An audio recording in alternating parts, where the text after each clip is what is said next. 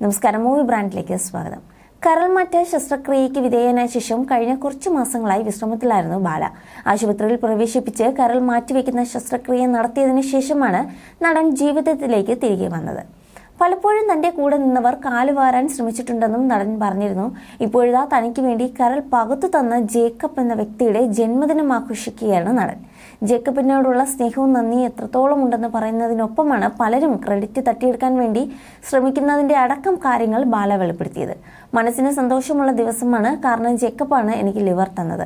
വളരെ ആത്മാർത്ഥമായി ഞാൻ പറയുകയാണ്. അന്ന് ഓപ്പറേഷന്റെ സമയത്ത് കൂടെ നിന്ന ഡോക്ടർമാരോടും നേഴ്സുമാരോടും ഒക്കെ ഞാൻ നന്ദി പറയുന്നു. അതുപോലെ ഞാൻ തിരിച്ചു വരണമെന്ന് ആഗ്രഹിച്ച് എല്ലാവരോടും നന്ദിയുണ്ട്. അന്ന് നടന്ന സത്യങ്ങൾക്കിടയിലും ഒരുപാട് തെറ്റിദ്ധാരണകൾ ഉണ്ടായി. ആരൊക്കെ എന്നെ ആത്മാർത്ഥമായി സ്നേഹിച്ചിട്ടുണ്ടെന്ന് എനിക്ക് തന്നെ അറിയാം. ഞാൻ അവിടെ ബോധമില്ലാതെ കിടക്കുമ്പോൾ സംഭവിച്ചതൊക്കെ പിന്നീട് ഞാൻ അറിഞ്ഞു.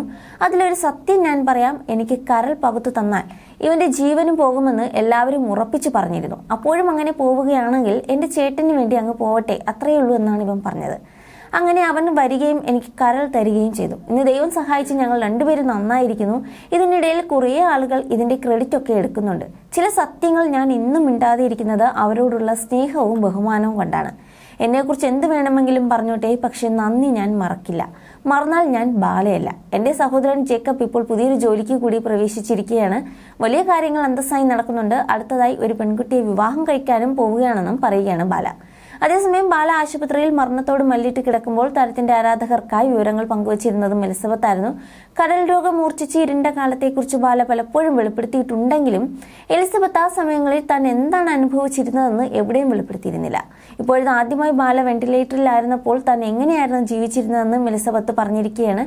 ഡെത്ത് സിറ്റുവേഷൻ പോലെയായിരുന്നു. ആ സമയത്ത് ഒന്നും ചിന്തിക്കാനോ എന്താണ് ചെയ്യേണ്ടതെന്ന് അറിയാത്തതുമായ അവസ്ഥയുണ്ടായിട്ടുണ്ട്. ഇനി എന്ത് ചെയ്യുമെന്നൊക്കെ തോന്നി പ്രാർത്ഥിച്ചു. ദൈവങ്ങളെ പോലെ ഡോക്ടർമാരെ കൈകൂപ്പി തൊഴുത കാലമായിരുന്നു അത്. ആ സമയത്ത് എന്റെ കരച്ചിൽ ഏറ്റവും കൂടുതൽ കണ്ടത് അമ്മയിലെ അംഗങ്ങളായ ബാബുരാജ് സാറും സുരേഷ് സാറുമാണ്. അവർക്ക് എന്റെ കരച്ചിൽ കണ്ട് വിഷമമായി. അതുകൊണ്ട് തന്നെ ഇടയ്ക്കിടെ വിളിച്ച് വിവരങ്ങൾ ചോദിക്കുമായിരുന്നു. എന്നാൽ കിട്ടേണ്ടവരിൽ നിന്നും ആ സമയത്ത് ഞങ്ങൾക്ക് സപ്പോർട്ട് കിട്ടിയില്ലായിരുന്നുവെന്നും എലിസബത്ത് പറഞ്ഞു.